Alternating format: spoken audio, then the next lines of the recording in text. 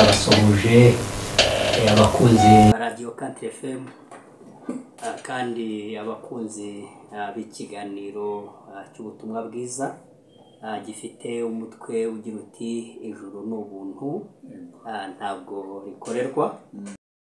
Uyu mugoroba uwo mwumva avuga ni Musabyimana Yosefu Gisha, ndi ntungane mbikesha kwizera Kristo Yesu, cyangwa se ndi umukiranutsi cyangwa ndi umutagatifu, byose bisobanuye ikintu kimwe. Ntabwo rero ari jye jyenyine, ndi kumwe na mwene data nawe rwose mukunda cyane kandi musanzwe mumenyereye kuri izi mikoro, nawe arabasuhuza icyakuze n'abakurikirana ikiganiro ari bashyashya, abibwire ni karibu mwene data. Yego rwose, Imana ishimwe cyane. Dukomeje gushimira Imana kuri uyu mugoroba mwiza iduhaye, idushyikijeho tugihari nanone, kuko nabyo turayibishimira. Niyo mugenga w'ibintu byose, mbere na mbere niyo yabanje, ariko no kumwisho niyo, kuko na Alpha na Omega. Rero uburinzi bwacu nanone tubukesha Imana, no kuba tugeze kuri uyu munsi tugihari niyo bishimye, kuko niyo yaturinze. Ariko namwe mwese mudukurikiye yabarinze. Icyatumye turinda rero namwe irabarinda, no kugira ngo dufatikanye nanone ikiganiro cy'ubutumwa bwiza bubwira umuntu ko ijuru Imana yaritanze nk'impano, cyangwa se yaritanze ku buntu. Hari igihe umuntu abyumva akabyumva ari ubwa mbere, wenda ataramenyereye kubyumva akikanga, kuko abantu bigishijwe igihe kinini ko ijuru rikorerwa, ndetse bababwira uburyo ki umuntu yabigenza kugira ngo abe mwiza azajye mu ijuru. Ariko inzira ikubuza kujya mu ijuru niyo nyine yo kurikorera. Nyamara iyo tuvuze ko ridakorerwa urikanga kuko utabimenyereye. Nyamara nanone twakijwe n'ubuntu kubwo kwizera, ntago byavuye kuri twe, ahubwo ni impano y'Imana. Imana rivuga ko yo ijuru yamaze kuritanga, kimwe nuko n'ibindi byose tureba nabyo burya yabiduhaye ku buntu. Tubona izuba turikeneye kandi naryo ni ubuntu. Ntekereza ko nta muntu ujya ugura izuba ngo ryumeshe imyaka, kandi mu buntu buryo turikeneye. Kandi ujya ugura imvura kugira ngo nayigwe imyaka yere. Nta n'ubyo uzana ukwezi, n'Imana yagusizeho, kandi ngira ngo abantu babona ko n'ukwezi nako kuba gukenewe. Rero Imana ikomeza kuba ari umugenga w'ibintu byose, kandi ibintu byose bitangira ubuntu. Rero turagira ngo tubamenyeshe ko n'ijuru naryo Imana yaritanze ku buntu. Nubwo waba utabishyikira, ariko nicyo cyitwa inkuru nziza. Ubundi inkuru nziza ni izikubwira ko ibintu byari byaragukomereye, Imana noneho yabyoroheje kugira ngo bikugereho byoroshye. Noneho nawe ubona ijuru, ujye ufiringa ko nawe uri intungane imbere y'Imana.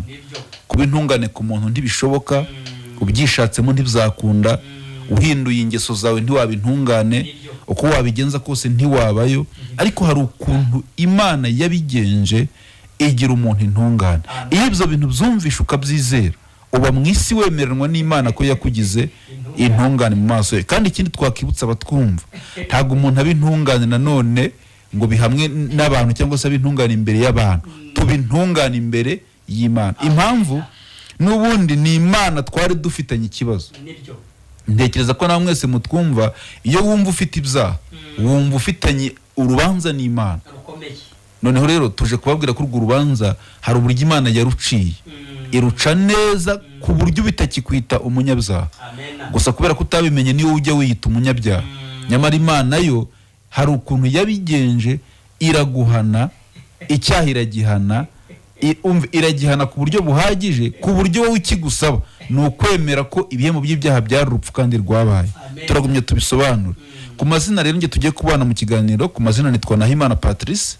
Turamenyeranye, wenda bari basanzwe bumva ikiganiro, ariko nucyumviseho bwa mbere, nyabune mugume kunyakira amajwi zanyu, dukomeze tubane.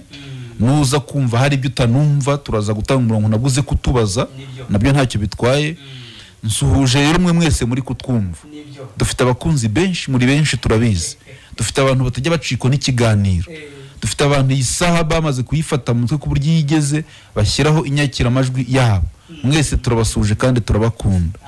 dusuje na bene data bose, abantu bamaze kumenya ko nta rubanza rubariho, abantu Imana yakuyeho urubanza rw'ibyaha, abantu bari mu isi bemeranwa n'Imana ko itakibabaraho icyaha, aho muri mwese turabasuje mu izina rya Yesu. Amen, amen, amen. Turakomeza tubane muvandimwe n'abatwumva. Imana ihimbazwe. Ego rwose. Ikiriko n'ikiganiro mukurikirana kuri YouTube, ushobora kwandika muri telefone yawe nini ukoresha WhatsApp, ukandikaho Ijuru Ntikorerwa TV, ugakomeza nanone ugakurikirana ikiganiro cy'ubutumwa bwiza.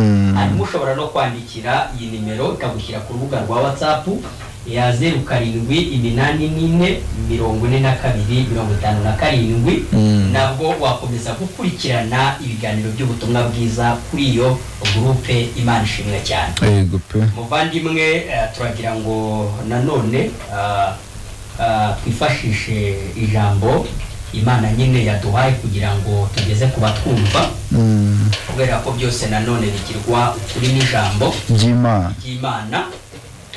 Dusome amagambo ari hano mu rwandiko rwa Petero rwa mbere, ibice byaho ni 2. turasoma umurongo waho umwe wonyine, Yego rwose. 24. Nibereka some muri Bibiliya yera. Yego. Haravuga ngo ubwe yikoreye ibyaha byacu mu mubiri we, abibambanwa ku giti. Yego. Kugira ngo dupfe byaha, duhere ko tubeho gukiranuka. Yego, n'uwo murongo umwe.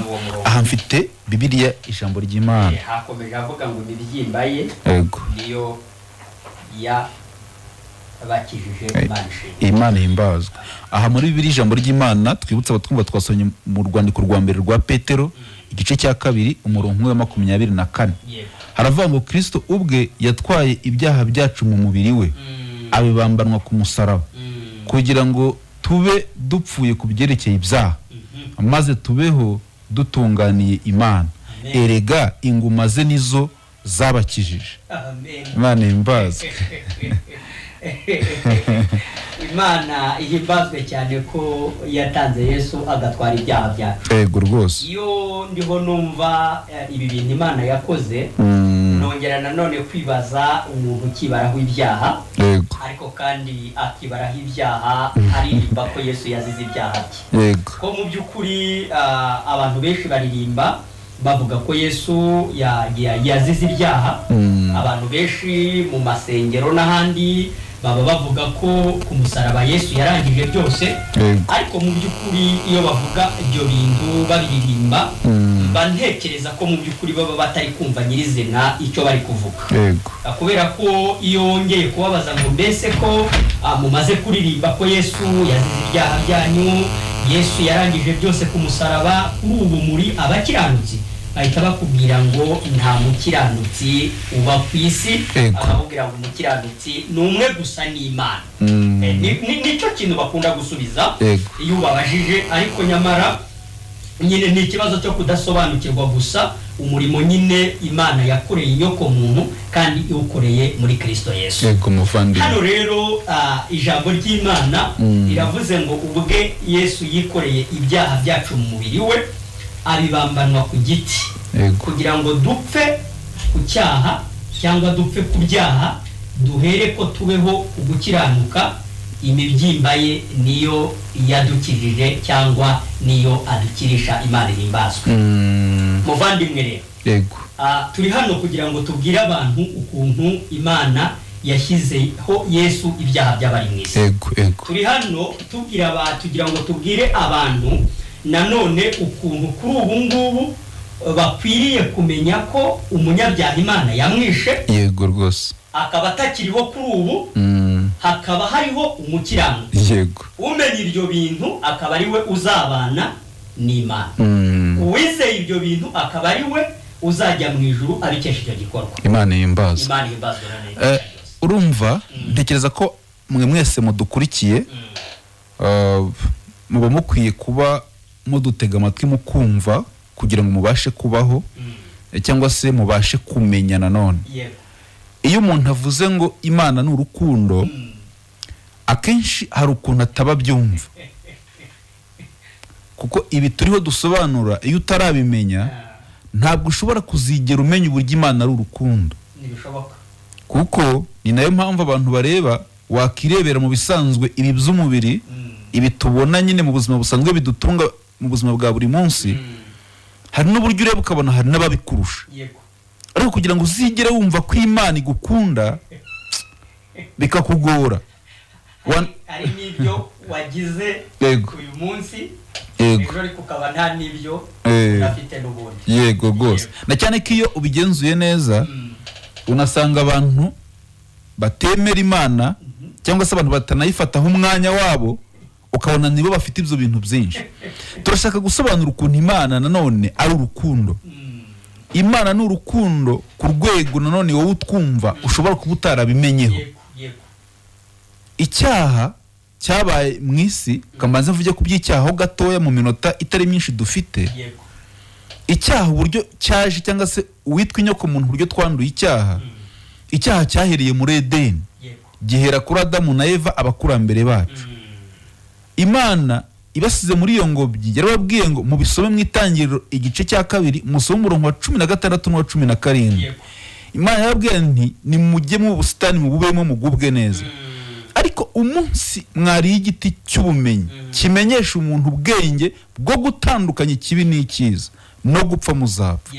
Iyo Imana ivuze icyaha ibivuze ubwenge cyangwa se ubumenyi bwo kumenya ikibi ndetse n'icyiza. Icyo ni Imana yita icyaha, kandi ni icyaha gikomeye kuruta ibindi byose, kuko Adamu amaze kugikora twese twahise duhinduka abanyabyaha. Niyo mpamvu umuntu avuka akavukana kamere y'icyaha. Kamere se ni igiki? Ni uwo mwuka w'ubwenge ugutandukanyiriza ikibi n'icyiza. Nicyo cyitwa kamere y'icyaha. Uko kuntu rero kubera ko umuntu yavukanye imbuto y'icyaha, amaze kugera ku isi atangira gushyira mu bikorwa iby'icyaha, atangira gutanga abagabo. Ubundi wowe udukurikiye wakibaza ngo kuki umuntu atavutse ntakora icyaha? Kuki bidashoboka ko umuntu yavuka akaba mu isi ntagire icyaha? Ariko mu bandi binumvikane nanone. Yego. Ubwo umuntu yaramaze kwakira umwuka w'icyaha muri we. Yego rwose. Amaze kwakira kamere y'icyaha muri we. Ubwo binavuze ko nyine yaramaze no kwakira igihano cy'urupfu. Yego. Kubera ko niko Imana yavuze nyine. Yari yavuze ngo umunsi mwakiriyeho no gupfa muzapfa. Yego rwose. Urumva rero icyaha cyo cyari cyamaze kugera mu isi, ariko igihano cyacyo Imana ivuga ko ari urupfu. Yego. Ni nayo mpamvu umuntu aba mu isi kuba abona afite ibyaha byo abadukurikiye barabizi. Ni nayo mpamvu iyo tuvuze ko turi intungane abenshi ntago batwumva, bibaza ukuntu umuntu yaba intungane akiri mu isi, kandi uko ku ruhande rumwe turakumva. Ni nayo mpamvu tudushaka ngo dusobanure uburyo cy'umuntu yaba intungane bitamuturutseho. Turamwumva kubera ko imyaka rwose umuntu aba amaze arwana no kubireka. Yego. Ariko akabona byaranze, akagerekaho n'amasengesho yo kugira ngo Imana ibimukize, nabwo wapi. Ndabizi mu cyukuri natwe twarayasenze. Ukajya mu masengesho uvuga tuti noneho Mana ndashaka gusenga amasengesho ku buryo nyavamwo numva nabaye intungane, sinshaka kuzongera gukora ibyaha naka na gatoya. Ariko ukiyasoza. Yego. Urumva ikindi twagiye dusobanura kenshi ko umuntu uzabana n'Imana mu ijuru ni umuntu utaregeza akora icyaha. Ikindi Yakobo ari kubyandika avuga ko iyo umuntu acumuye itegeko rimwe mu mategeko y'Imana aba yishe yose. Niba waregeza ukora icyaha ukakibonaho zarapfuye have. Yego. Niba waregeza ukora icyaha ukakibonaho ukaba ujya urwana no kubireka, tubwira abantu ko inzira yo kwihana ibyaha mubivuze mu mazina ntabwo iyo nzira ariyo. Nta nubwo iyo nzira ari kuntu uvugana n'umuntu akakubwira ko ngo ajye byihana cyane, ahubwo kuba ujya wihana ibyaha cyane byo ni ikimenyetso kikwereka kuri umunyabyaha. Ubundi ubikorera iki mbere y'uko ubyihana? Ubundi kuki ujya ubikora? Ni ikibazo kiri. Niba ujya ubikora ibyo bigaragaza ko uri umunyabyaha, kandi kuba ujya ubyihana ntibijya bishira. Ubwo bigaragaza ko nanone muri wowe harimo imbaraga ikurusha ubushobozi. kuko mu by'ukuri niba wihana ibintu ariko ukabona ntibigenda, ibyo bivuze ko muri wowe mu by'ukuri harimo imbaraga y'icyaha ikurusha ubushobozi ku buryo udashobora kubyirekesha ngo bikunde. Yego rwose, niyo mpamvu Pawulo ari kubyandika ibyo babisome mu Baroma igice cya 7 bahere kuri 14 bamanuke icyo gice. Yaravuze ngo kuki ubundi umuntu akora ibyo adashaka, kuki umuntu ashaka gukora ibyiza ibi bikamwitanga imbere. Ese kuki umuntu yanga ibyaha ariko akajya abona bikora? Biratangaje ukuntu umuntu ibintu yanga abikora. Ariko Pawulo ari kubyandika yaravuze ngo kuki nkora ibyo ndashaka, ngo ubwo nkora ibyo ndashaka, ngo muvandi yavumbuye ikintu gikomeye.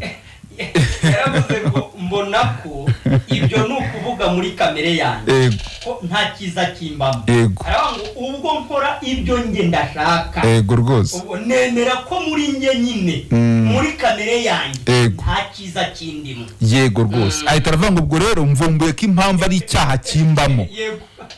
Baregaga abantu mutwumva, umuntu afite kamere y'icyaha muri we idashobora gutuma ubaho ku isi udafite icyaha, ahubwo tuje gutangaza icyitwa inkuru nziza. Niyo twasomye, aho twasomye umurongo twasomye batubwiye ngo Kristo Yezu ubwe yatwaye ibyaha byacu mu mubiri we, abibambanwa ku musaraba. Icyatumye Yezu Kristo yambara umubiri nk'uyu wacu kwari ukugira ngo abone uburyo atwara ibyaha byacu mu mubiri we. Ngo kandi kwari ukugira ngo cya gihano cy'urupfu wowe utegereje, kwari ukugira ngo Kristo apfe urupfu rw'abanyabyaha, kwari ukugira ngo Kristo namara kukwambara yambaye umubiri wawe, Imana ibone uburyo ihana icyaha. Gusa tugira amahirwe iduhanira muri Kristo, iraduhana. Imana ubushize twara turi kuvuga ukuntu Imana ntago yababariye icyaha nk'ikihoreye, ahubwo Imana yahannye icyaha muri Kristo. Yesaya yaravuze ngo yaramushenjaguye na gatatu rwose. Yego rwose, Uwiteka yashimye kumushenjagura. Ego ngo aramubabaza. Yego rwose, ngo ubugingo bwe bwitambwaho igitambo cyo gukuraho ibyaha. Yego rwose. Rero abadukurikiye mwumve ko igihano twari dukwiye guhanwa n'Imana, kubera iki ubundi turi intungane. Katubitware horo kugira ngo batwumve neza. Kwebwe Bibiliya yavuga ngo twakoze ibyaha ntitwashyikira ubwiza bw'Imana. Abantu bose yatavuyemo n'umwe, turi muri bose bakoze ibyaha ntibashyikira ubwiza bw'Imana. Ariko tuza kugira amahirwe akomeye kubera urukundo rwinshi rw'Imana. Imana itwoherereza Kristo Yezu mu isi, araza asiga ubwiza n'icyubahiro mu ijuru, araza yambara umubiri nk'uyu twambaye, araza aratotezwa, araza arakubitwa, araza aterwa icumu, abambanwa n'abagome, ahinduka ikivume ku bwacu. Kristo yari ari mu rugendo rwo guhanwa igihano cy'umunyabyaha ari we wowe. Kristo yahanwe igihano cyari kigukwiriye. Emera ko igihano Imana yagomba kuzaguhana yagihannye Kristo mu mwanya wawe. Ese mwebwe mutwumva ko nawe ujye uvuga ngo Yesu yaragupfiriye cyangwa se yaraguhaniwe? Turajya tunababaza kuki wumva nawe uzahana? Ni ikibazo gusa cyo kudasobanukirwa igihano Yesu yahannye. Muvandi fasha abantu nanone bari kutwumva, kuki abantu bumva bazahanwa kandi bavuga ngo Kristo yarabahaniwe? Impamvu ikomeye ihari nukuba umuntu atazi igihano cy'ibyaha Yesu yahana uko kingana. Yego rwose, kuko urumva hano bavuze ngo ubwe yabyikoreye mu mubiri kugira ngo dupfe. Ubwo byumvikane ko nyirizina nk'uko wabivugaga muvandimwe, igihano cy'ibyaha cyabaye ubupfu. Yego, ubwo urumva umuntu yabayeho igihe kinini ari umunyabyaha kandi ari n'umunyabyaha unakatiye igihano cy'ubupfu. Iyo tuvuga urupfu tuba tuvugwa kurimbuka. Iyo tuvuga urupfu igihano Imana yahaye umunyabyaha ni ugucirwa witeka, umuntu akajya mu muriro utazima, mu nyanja y'umuriro n'amazuku, ababazwa by'iteka ryose na Satani. Hanyuma rero mu by'ukuri icyo gihano cy'ibyaha umuntu agendana, umuntu abana ari umuririmbyi, umuntu abana ari pasiteri, umuntu abana ari umudiyakoni, umuntu abana akora imirimo myiza, iyo yita myiza izamuhesha kujya mu ijuru. Mu by'ukuri icyo gihano akwiye kumenya ko hari uwagihano. yego waruvuze ngo kuki impamvu abantu bavuga ko bazahanwa kandi bamaze kuvuga ko Yesu yahaniwe ibyaha byabo nuko utamenya nyirizina igihano Yesu yahawe uko kingana kuko umuntu reka tukubwire aho duteze amatwi kandi turagukunda cyane niyo mpamvu Imana yadutumye kuko nanone ikukunda kugira ngo tukubwire ngo wowe umaze igihe uri umunyabyaha iki ni cyo gihe cyo kugira ngo none ubeho uri umukiranutsi kuko bavuze ngo kwari kugira ngo dupfe ku byaha duhere ko tubeho kugukiranuka kubera ko ijuru ni iry'abakiranutsi noneho ubwo umuntu utekereza ko ashobora kuba wari umukiranutse binyuze mu ngeso ze niko abantu benshi kandi babizi ungenza haranira gukiranuka ariko muvandi nanone Satani afite uburyo ajijisha mw'abantu umuntu akabazi neza ko we adashobora kuba intungane si babivuga se ariko si nuko babivuga ahubwo niko umuntu akoze warangiza ugafata gahunda yo kubigerageza ni gute ugerageza ibintu wavuze ko bidashoboka amayobera ye nanone tuba turi hano kugira ngo dukomeze no guhishura amayoberane ya Satani rwose ayo ni amayoberane ye nyine mu by'ukuri nyine gukomeza kwihambira ku bintu mu kiganiro twakoze ubutaha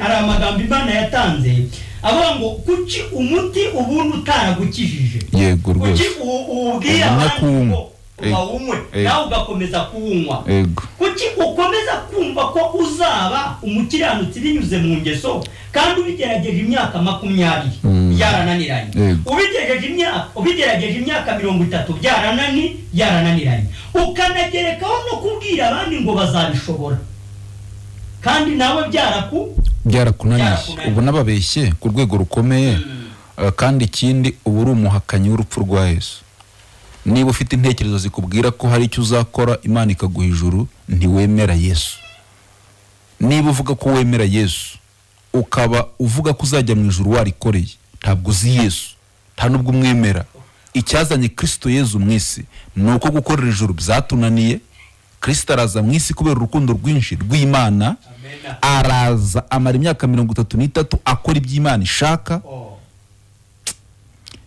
Yesu ngo ageze mu isi hari ibintu ngo yabwiye Imana yaravuze ngo Mana hari ibintu byakoreshejwe igihe kinini biri nk'ibitambo byokeje ibitambo by'ibyaha amaturo ndetse n'ibzacumi n'ibindi ibyo bintu ntago wabishatse mu bisomwe mu Baheburayo igice cya 10 ibyo bintu Mana ntago wabishatse ahubwo wanyiteguriye umubiri Imana nibyo dusomye hano havuze ngo ubwe yikoreye ibyaha byacu mu mubiri we ibyo bitambo byafashaga icy'abantu byari bitambo bihongerera ibyaha by'abantu bigatwikirwa umwaka umwe ariko Kristo abwiye Imana ati wanyiteguriye umubiri none umaze kunyitegura umubiri ukuraho ibyo bintu bya mbere kugira ngo ukomeze ibindi Kristo Yesu niwe waje gusohoza ugushaka kw'Imana ibyo Kristo yasohoje nibyo byatumye twezwa duhinduka abana b'Imana ibyo Kristo yasohoje nibyaguha kwizera Kristo bisobanura iki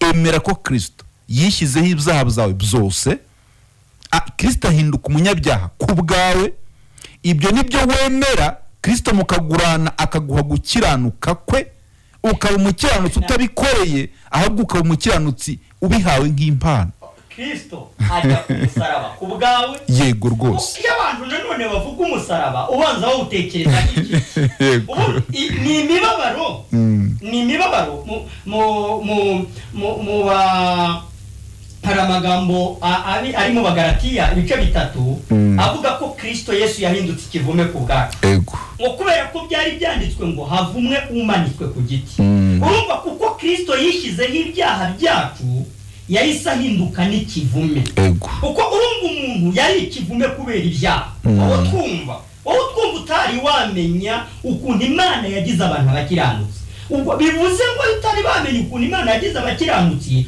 ubarurirwa mu bivume nyine kuko ijambo ry'Imana Yesu Kristo amaze gushyirwaho ibyaha byacu mu mubiri we yahindutse n'ikivume ku bwacu arangije guhinduka ikivume ku bwacu ajya no ku musaraba ko umusaraba wagibwagaho ibivume nari mbivuze kubera ko Kristo Yesu nanone yishyizeho ibyaha ajya ku musaraba w'ibivume. Umubabaro wose Yesu yababaye ku musaraba, umubabaro Yesu yahawe wanganaga n'umubabaro wari kuzababarizwa mu muriro utazima. Yego rwose, katwongere dusubire mu murongo neza. Kristo ubwe abatwumva musomera muri Bibiliya zanyu. Kristo ubwe yatwaye ibyaha byacu mu mubiri we, ubwo wowe twumva nawe urimo, abibambanwa ku musaraba. Amen. Kugira ngo tube dupfuye ku byerekeye ibyaha. Imana ihimbazwe. Imana yishe umunyabyaha. Mwebwe mutwumva, igihano cy'umunyabyaha cyarabonetse, nicyo cyatumye Kristo apfa, ku munsi wa gatatu arazuka, agaragaza ko yarari muri misiyo y'umuntu. Ese ubundi mwebwe mutwumva, niba uvuga ko wemera Yesu, Yesu ko atigeze akora icyaha na kimwe, Yesu ko ari we muntu wabaye mu isi agakiranukira Imana 100%, kuki Kristo apfa urupfu rw'abanyabyaha? Ese ibyo byaha byagiye kuri Kristo byari ibyande? Byari ibyawe twumva nanjye. Hanyuma Kristo arapfa kugira ngo Imana igaragaze ko urupfu rw'umunyabyaha rubaye.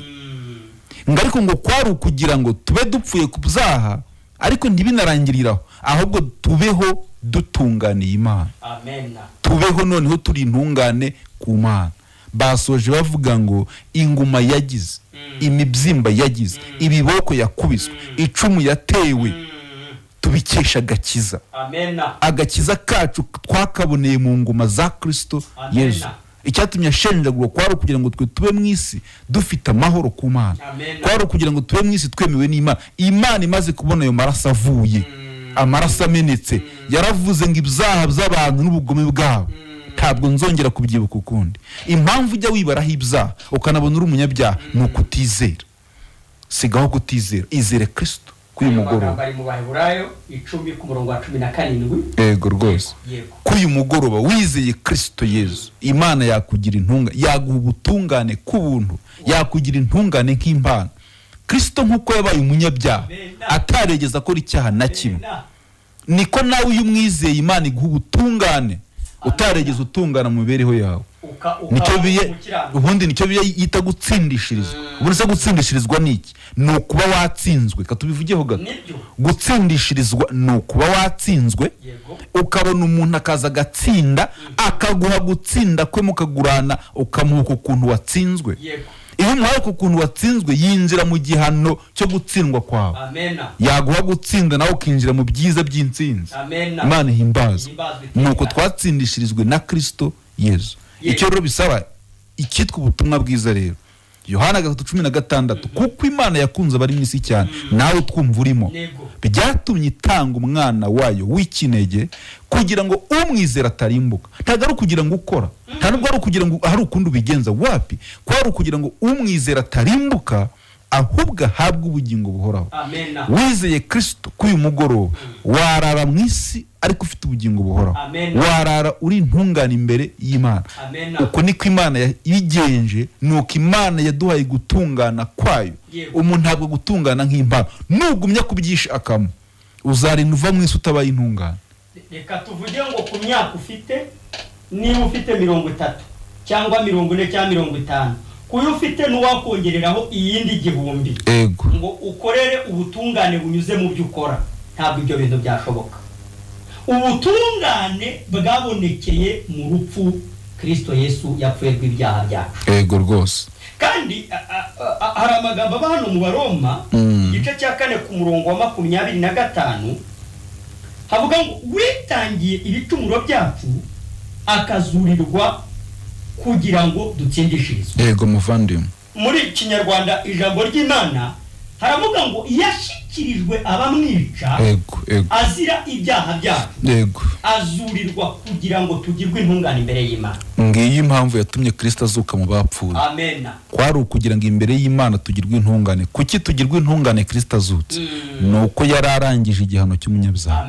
Niba igihano cy'umunyabyaha kirangiye rero, niba wemera ko Kristo yazutse mu bapfuye, yazukiye kugira ngo ugirwe intungane imbere y'Imana. Amen. Imana yimbazwe. Ndabona wenda igihe cyagiye ntitwaba umurongo. Yego, katubaho umurongo tugumye dusangire ibyishimo abantu bumvise ubutumwa bwiza bakumva uburyo Kristo yikoreye ibyaha byabo mu mubiri we akabibambanwa ku musaraba kugira ngo bagirwe intungane n'Imana. Umuntu wabyizeye ndabizi umuntu abyizeye muvanda agira ibyishimo. Uwo mwanya ubwoba buryo ugira mu mutima bwo kuzarimbuka buvamo kumva ubanye n'Imana amahoro. Amen. Ukumva ntuzarimbuka uhereye igihe umenye kugeza iteka ryose. Abantu mwizeye Kristo mukaba intungane mugiye kuduhamagara dusangire ikiganiro. Nutabyumva neza ariko nawe aduhamagara nawe turusheho kumenya kumusobanurira. Nushima ahubwo. Yego rwose. Nawe byamukorekeyeho. Yego. MTN umurongo mugiye kuduhamagaraho ni 0782 44 21 25. Ndayisubiramo 0782 44 21 25. Airtel ni 0783 83 05. 0783 83 05. Nimuduhamagare dusangire ikiganiro.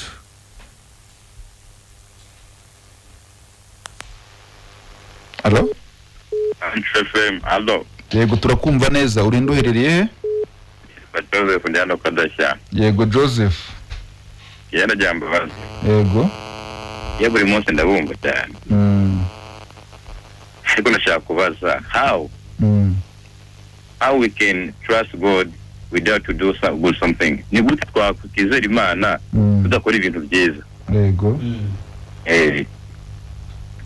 Gute like ni ukora ibintu bibi bindaya umusambanyi uri igisambo uri ukora ibintu bibi how kwizera Yesu ariko twibaza ni how gute wa akoze uracyari ku murongo. Yego gukora ibintu byiza ntekereza ko igihe umaze utwumva ntago twigeze tubuza umuntu gukora ibintu byiza byamufasha nyine. Kuko buriya niyo ukora ibintu byiza bituma nawe ubana n'abantu amahoro. Wowe ukagubwa neza ariko ukabanira abaturanyi neza ukabanira abo mukorana neza. Muri make gukora ibintu byiza ni sawa ahubwo ujye ugumeza ubikore byiza nyine. Niyo ukora ibintu byiza nta n'amategeko aba bihana n'ubuyobozi mubana neza. Nta muntu rero twese tubuza gukora ibintu byiza rwose ugume ubikore ariko icyo tuba dusobanura twebwe dusobanura ijambo ry'Imana rivuga ko Imana niyo yavuze ko umuntu ntagajyanwa mu ijuru n'ibyo yakoze ahubwo umuntu ajyanwa mu ijuru n'ibyo Kristo yakoze. Gukora ibyiza wowe nta kibazo nta n'ubikubujije pe ujye ugumeza ubikore ariko kucyerekeranye n'ijuru parido gato tubanze tuvugane kucyerekeranye no kujya mu ijuru icyatumye Kristo aza mu isi kudupfira habuze umuntu n'umwe wakora ibintu byiza ngo yuzuze 100%. Sasa ariko nsone kuri sibyo. Yego. Ariko nshaka nsone ikintu kimwe. Yego. Ni gute twizera. Rimwe na rimwe uvuga ibintu nkumva ni byiza. Yego. Umva ni biri mu murongo mwiza. Ariko twajya mu kwizera nkibaza ni gute? Ni gute ni gute ni ukuvuga se ndize gusa. Noneho uri kuvuga ngo kwizera Yesu gusa nicyo waruvuze.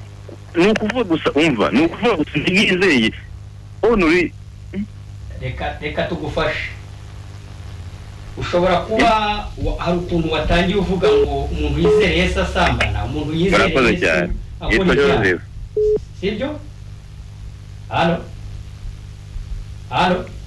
banze yagiye wenda aracyari kutwumva wakomeza ukamusubiza ariho twumva ngo tarakira undi. Hanyuma twagiraga gusa ngo tumubwire ko iyo umuntu nyirizena atasobanukiwe iby'icyaha ntashobora no gusobanukirwa ibyo gukiranuka. Yego rwose. Ayo magambo ijambo ry'Imana rivuga ko uwisha amategeko ubahirije amategeko yose ariko agasitara kuri rimwe aba yayishe yose. Yego. Ushobora kuba utajya usambana utiba utarwana ariko niba muri wowe habamo kwifuza gusa ibyo bivuze ko uri umunyabyaha w'ibyaha byose. Iyo tuvuze kwizera igikorwa Yesu yakoze nuko ari Yesu utarigeze agira ubuzima bw'icyaha muri we. Yego rwose. Kubera ko ibyanditswe bivuga ko Kristo utarigeze kumenya icyaha, Imana yamuhinduye kuba icyaha ku bwacu. Wowe iyo kwizera Yesu ni ukumwizera wiki, ni ukumenya ngo Kristo Yesu utaramenye icyaha, utaranagikoze, ko ubwo atakimenye ntiyagombaga no kugikora, ariko Imana yamujijije ibyaha byawe. Ntabwo kwizera Yesu ari ukongeraho ibyo ngibyo ujya ukora byiza, ko twasobanuye ko gukora ibikorwa byiza ari sawa, no kwirinda ibyaha nabyo ni sawa, ukomeze unabyirinde ni byiza cyane. Ariko umenye ko muri kamere yawe uri umunyantege nke, ku buryo niba muri kamere ujya wifuza, bivuze ngo uri umunyabyaha w'ibyaha byose. Ukwiye kwemera gusa igikorwa cyakozwe na Yesu, kwizera gusa nyine. Urumva muvandimwe, wenda uwo muntu wari hatubaza aracyari ku murongo, turabona wenda hari n'abandi bari kushaka ko tuvugana nabo, ariko nabari kutwumva nyine, ariko tugize icyo tuvuga gato ku byo yarabajije, nicyo nari ndiho musobanurira. Impamvu yo kuza kwa Kristo Yezu mwisi, habuze umuntu wakiranuka n'umwe mu byiza kwisi. Iyo aza kuboneka umwe, twari kumufatiraho urugero. Kristo ntiyirirwaza. Bibiliya bivuga aravuga ngo bose bakoze ibyaha, n'uyu duhamagaye arimo, ntibashyikira ubwiza bw'Imana, ahubwo batsindishirizwa n'ubuntu bwayo ibibahereye ubusa, ngo kubwo gucungurwa tubonera muri Kristo Yezu. Uyu muntu niba kiri ku murongo, reka tumusome, wenda nawe ntekeza ko ahari yaranasomye. Kadusome Yohana ubutumwa bwiza igice cya 6. Niba wahageze reka tuhamusomere. Tekereza ko nawe aracyari hatwumva, kuko yavuze ko akunda no kutwumva nyine. Afite n'ikibazo cy'imirimo, we arashaka ko ducanga urupfu rwa Kristo n'ibyo akora, kandi nabyo sibyo. 6 Yohana ubutumwa bwiza igice cya 6 dusome 28 na 29. Niba wahageze hasome. Kamasome aravuga ngo baramubaza bati, yego, tugire dute ngo dukore imirimo y'Imana? Yego rwose. Arabasubiza ati, umurimo w'Imana nguyu, nuko mwizera uwo yatumye. Yego rwose. Hano mu ijambo ry'Imana aravuga ngo noneho baramubaza bati, twagenza dute kugira ngo dukore imirimo Imana idushakaho? Uyu nicyo nyine no kubaza. Yesu arabasubiza ati, umurimo Imana ibashakaho nuko mwemera uwo yatumye. Mu yandi magambo, iyo wizeye Kristo ubukozi by'Imana ishaka, kandi nicyo duhora dusobanura. Ariko ubuvandi twongeyeho umurongo umwe, kubera ko uyu murimo wo kwizera Yesu, hari igihe umuntu avuga ngo twizere Yesu gusa tuba tubonye ubugingo. Ku murongo wa 40 ho haravuga ngo 40 nyine kuri icyo gice basomye, haravuze ngo kuko icyo data ashaka ari iki, ni ukugira ngo umuntu wese witegereza umwana akamwizera, ahabwe ubugingo buhoraho, nanjye zamuzura ku munsi w'imperuka. Amen. Hano muri ijambo ry'Imana aravuga ngo icyo data ashaka nuko buri wese ubonye umwana we akamwemera ahabwa ubugingo buhoraho, nanjye nzamuzura ku munsi w'imperuka. Amen. Ndekereza ko twari tugisobanurira umuntu wari habazi iby'imirimo, katonze twekirira uyu muntu uje. Allo? Turakumva neza. Uri nduherereye he? Mbone bejese wo kwisha.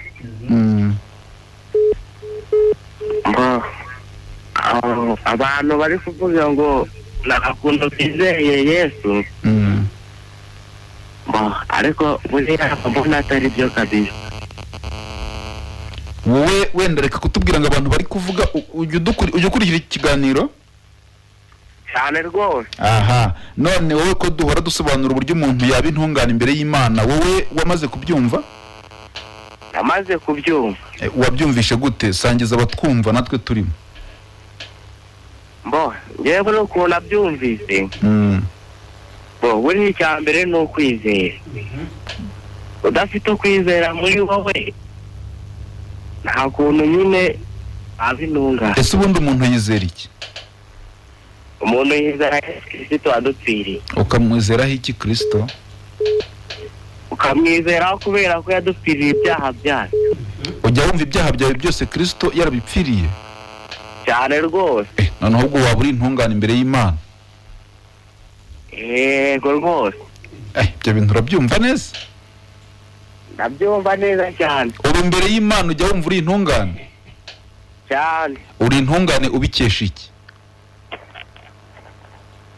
mbikishije ko Yesu Kristo yadupfiriye. Aha rero ujye uguma utega amatwi ikiganiro nuko nyine ubundi mbisaba ko umuntu yemera ko ibyaha bye byose Kristo yabyishyizeho akanahanwa igihano cyabyo.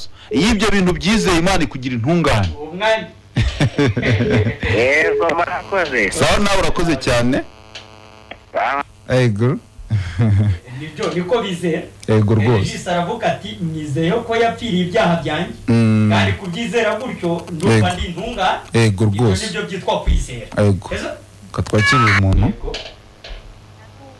Halo, Country FM. Mwongera ijwi. Travugana na Trifoniya. Ego turakumva cyane. Trifoniya.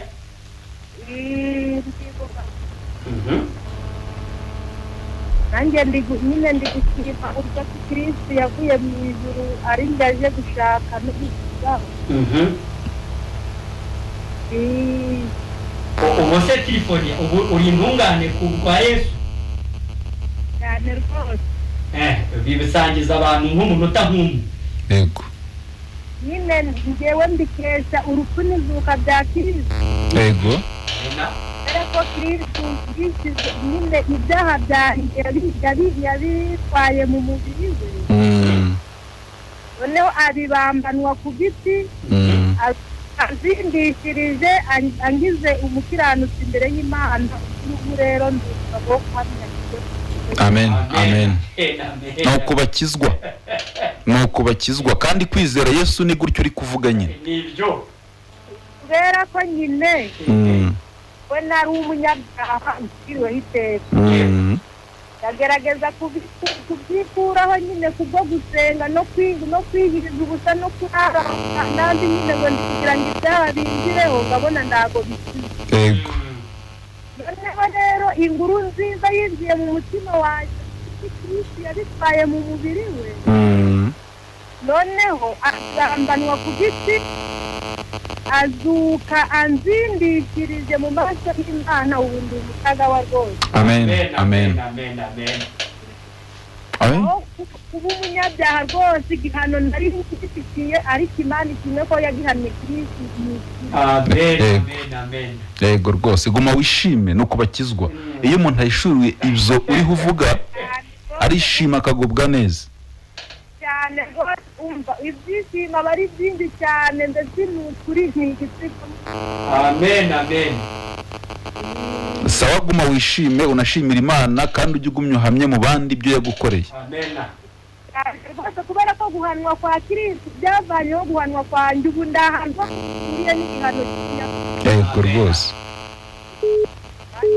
Cyane kutuze n'abandi bose. Sawa bariho barakumva nawe tugushimiye Imana agumye gubwe neza. Sawa. Arishimye. Trifoniya arishimye. Ariho aravuga ati naba ngihanwe nte ko namenye ko igihano cyanjye cyahanwe Kristo. Uko niko bizera Yesu. Ubwo aragenda yakira igisubizo wa muvandimwe wari umwe uduhamagaye mu kanya. Allo? Oui. Mwiriwe neza? Jeremiah Kadasha. Ikiganiro cyanyu twacyumvise bamusangira. Ko nyenge ntabwo numva ukuntu utaba umunyabyaha kandi nyine uba mwisi. None nyine urumva uri umunyabyaha nk'uko uriho ubivuga nyine. None se ko amategeko y'Imana uko ari 10 ko muyazi yanga urunuka. Ubwo waba yakoze n'umva Imana nyine ikabigukunda. Hanyuma se ayo mategeko warayubahirije warayashoboye? Niyo mpamvu kubera ko aba yatunaniye niyo mpamvu nyine numva ko utari intungane. Aha. Urumva uko aba yakunaniye ni nako yananiye n'abandi bose. Ntabwo ari wowe gusa ayo mategeko yananiye n'abandi bose. Noneho twe tuba turi kuvuga inkuru nziza ikubwira ko noneho Kristo Yesu uko kuntu wayishe. Kristo yaje mu isi we arayubahiriza biremera. Ariko bimaze kwemera aba mu isi ntiyakora icyaha yumvira amategeko y'Imana 100% Kristo. Ariko arangije apfa urupfu rwawe, apfa urupfu rw'abanyabyaha. Kristo yishyizeho ibyo byaha byawe uko kuntu wishe amategeko kose. Kristo igihano cyabyo niwe wagihanwa. Imana irashaka ko ibyo bintu byemera ukabyizeza umutima, Imana ikaguha gutungana nk'impano. kandi tukikora nyine n'ubundi n'ubu. Reka tukubwire ikindi kintu. Yesu Kristo yazize ibyaha, wemera ko yazize ibyaha byawe se? Kumva? Ni kumva. Kristo Yesu ibyaha byawe byose yarabizize. Hanyuma se Yesu uko yazize ibyaha byawe hari icyaha yigeze akora? Aha urakoze cyane. Niba Kristo Yesu rero atarigeze gukora icyaha ariko akazira ibyaha byawe, bivuze ngo ukwiye kumenya ko gukiranuka kwa Yesu kwagiye kuri wowe nk'uko n'ibyaha byawe byabazwe kuri Yesu n'igihano cyabyo akagihabwa. Wowe ntabwo waba umukiranutse binyuze mu kubahiriza amategeko, kuko nawe wabaye umuhamya wo guhamya ko wayishe wereye kera. Kristo Yesu rero igihano cy'ibyaha yahawe harimo ibyo bintu byose bijya bikunanira kubahiriza. Yesu yahawe igihano cy'ibyaha byawe kugira ngo wowe ibyo bintu nubyizera mu mutima ubaye intungane imbere y'Imana, utabikesha ibikorwa byawe n'ingeso zawe, ahubwo ubikesha kwizera ko Yesu Kristo mu maraso yiwe yakubabariye ibyaha byawe byose. Uko mbyumva washaka ukica warangiza wapfuza. Reka twongere tukubwire ikindi kintu utazi. Muri wowe kwica kurimo, wavuze ko amategeko utajya yubahiriza. Uraza gusoma muri Yakobo 2 ibice 2 umurongo w'10, avuga ko umuntu wese witondeye amategeko ariko agasitara kuri rimwe yose aba yayishe imbere y'Imana. Amategeko uko ari 10 nk'uko wayavuze, harimo ntukice, ariko harimo ntukanifuza.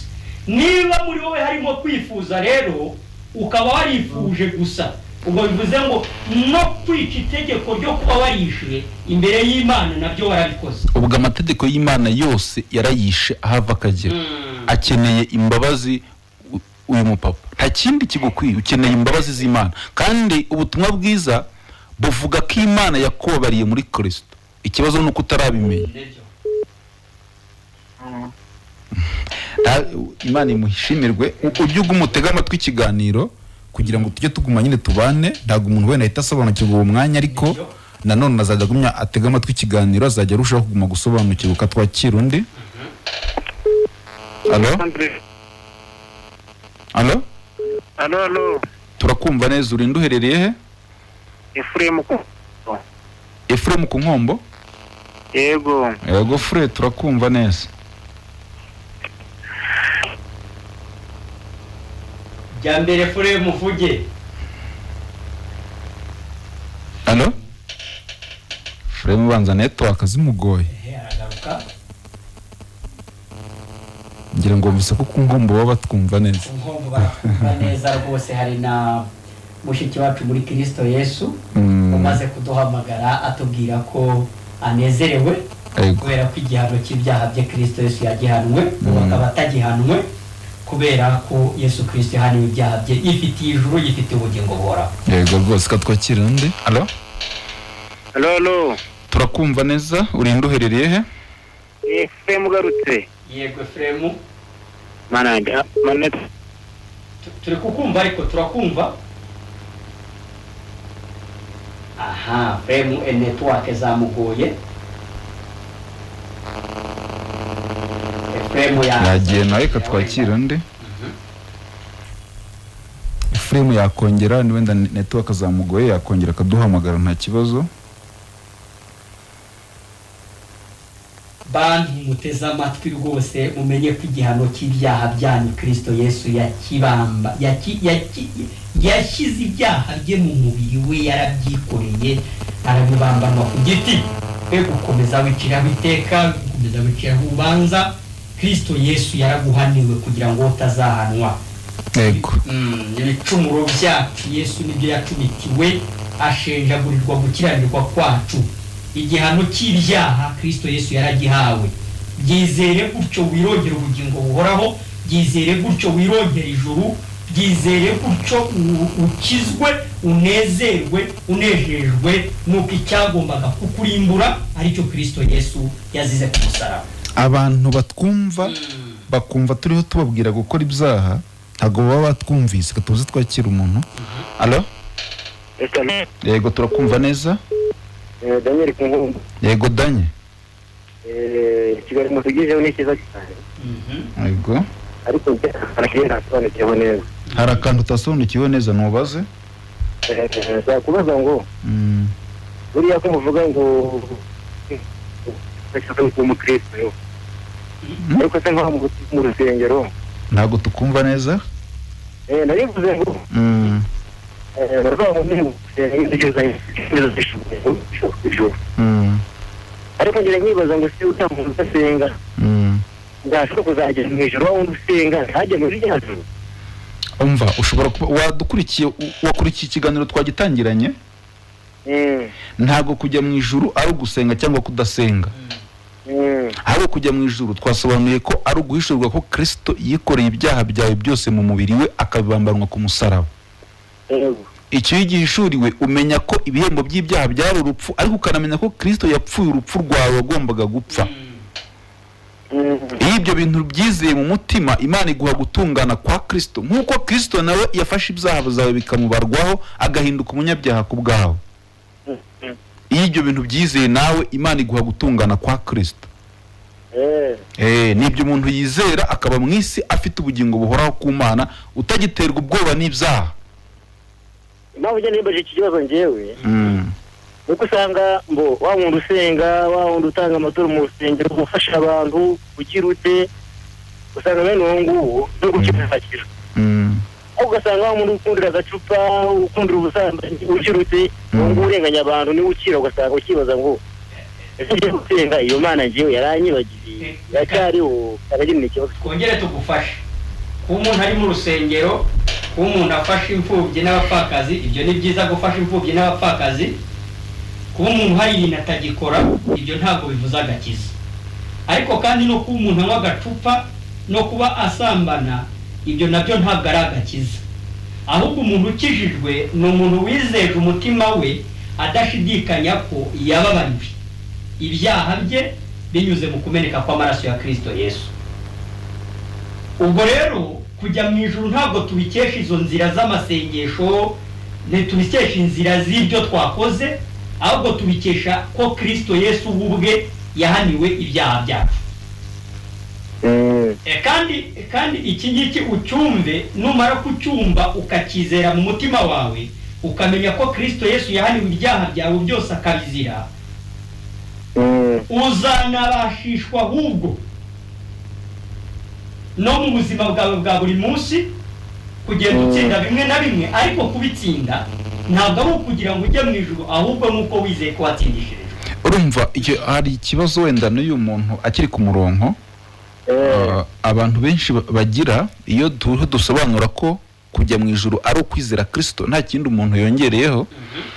Iyo utekereje ko wakizera Yesu ukongeraho ibyo ukora ububaye nta bwenge. Mu gitabo cy'umugenzi bavuga umugabo witwa nta bwenge yatekerezaga ko azizera Yesu agateranyaho ibintu byakora. Ubwo mu yandi magambo uwo muntu abavuze ko ibyo Kristo yakoze bituzuye bizuzuzwa n'ibyawe ntabwo ari byo. Ahubwo umuntu yemera ko Kristo Yesu yatwaye ibyaha byawe byose mu mubiri we akabibambanwa ku musaraba. Ikindi iyo tuvuze dutyo abantu nabo batwumva nabi bumva turi kuvuga gukora ibyaha. Ese ubundi hubwo kuri umunyabyaha tutaravuga gutya kuko hari ikintu abantu batumva neza usanga uri umunyabyaha tutaravuga gutya ko baba banatubeshyeye ko hano bahamagara bavuga ko nabo bakora ibyaha.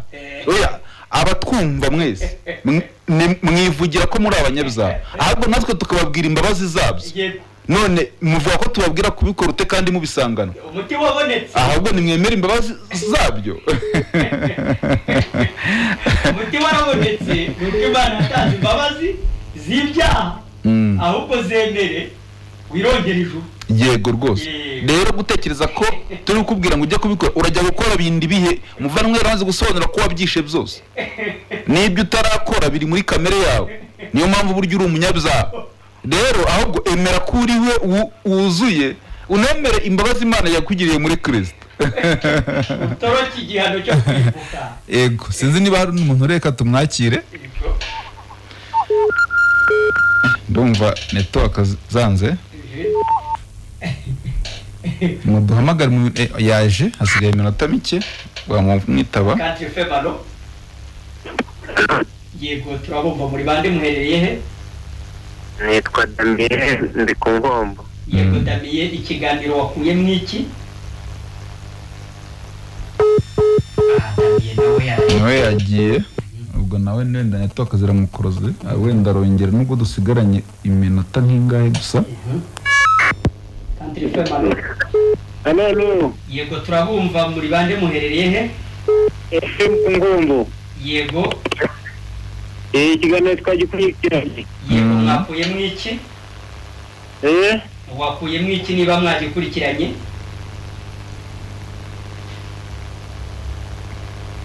Umva nawe network zamugoye. Ariko yagiraga ati ikiganiro twagikurikiranye. Yego. Twari turi gutega amatwi tugira ngo twumve icyo yaba yakuyemo. Wenda ko nawe yaba yirogeye ubugingo buhoraho. Yego rwose. Igihano cy'ibyaha byiwe Kristo Yesu yagihanwe. Hari undi ushobora kuba aje. Araje, reka tumwakira amasegonda make. Kafe Malo. Halo Kafe. Halo. Yego bande muherereye. Amahoro. Nyarutse iminota yagiye. Iminota yashize ariko dushimiye Imana ku kiganiro cyiza. Yego. Ahubwo icyo nashakaga kunganira nitwa Jacques Ndakamende. Yego Jacques. Uwo muntu uvuga ngo twikorera ibi ngibi ngo se ngo twizere ngo nubone niturangiza kwikorera ibi. Mu kwizera harimo imbaraga zikiza ibintu.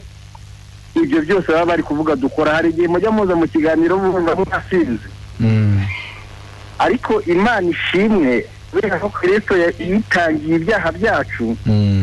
Ariko afite n'imbaraga zo gukora ibi ngibi baba bari kwirinda akabidukiza. Yego. Kwizera dushima Imana yuko twizeye Kristo. Twebwe icyo duhamya. Duhamya ko twari abanyabyaha tutari twanavuka nta n'ibyo twakoze. Yego. Ariko nanone ayo maraso niyo n'ubundi yatwejeje ibyo ngibyo baba bari kwirinda. Yego burihutisha turabura umuntu umwe. Urumva muvandimwe twakumvise. Yego. Imana yivuga ko igituma iha umuntu ijuru ari ukwizera Kristo byonyine. Yego. Iyo umaze rero kumwizera uhabwa impano yitwa Mwuka Wera. Yego. Mwuka Wera akubera umuyobozi. Yego. Ariko ubutumwa bwiza bubwira abantu ko bakwiye kwizera Kristo nta kindi bongeyeho, umwuka yaza akamenya uko batwara. Nibyo. Sawa rero igihe cyagiye iminota iradushiranye, urakoze cyane. Nawe tubashimiye Imana cyane. Sawa urakoze.